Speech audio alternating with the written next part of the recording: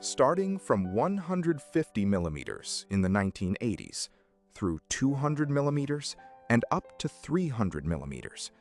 The semiconductor industry has always evolved toward larger wafers to increase productivity.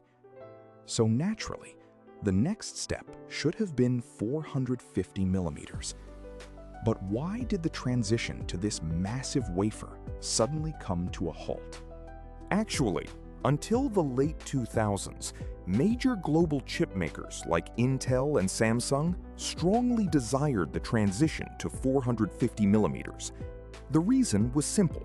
Since the wafer area is more than double that of 300 millimeters, the number of chips produced at once would increase, enabling massive cost reductions. However, there was a massive barrier: the opposition from equipment manufacturers. When the wafer size increases, all semiconductor equipment, from lithography to etching machines, must be completely redeveloped and rebuilt. Major equipment companies like ASML and Applied Materials hesitated to bear this astronomical investment cost.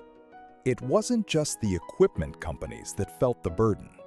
Wafer manufacturers like Shin-Etsu, Sumco, and Siltronic also had to make astronomical investments in dedicated crystal growth furnaces and new polishing equipment for 450 millimeters. However, without certainty that the market would grow enough to justify it, they couldn't make a move.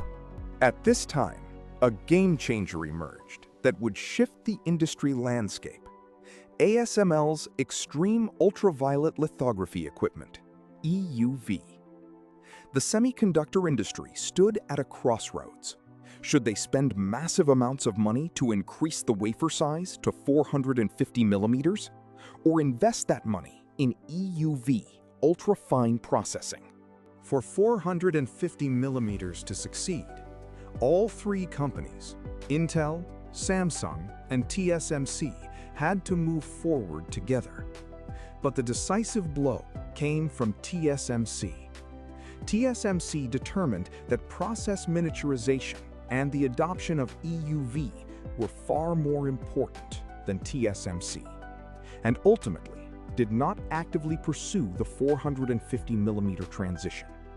The semiconductor industry has always chosen larger wafers. But with 450 millimeters, for the first time, it chose a different path. It chose not a larger wafer, but a more complex technology.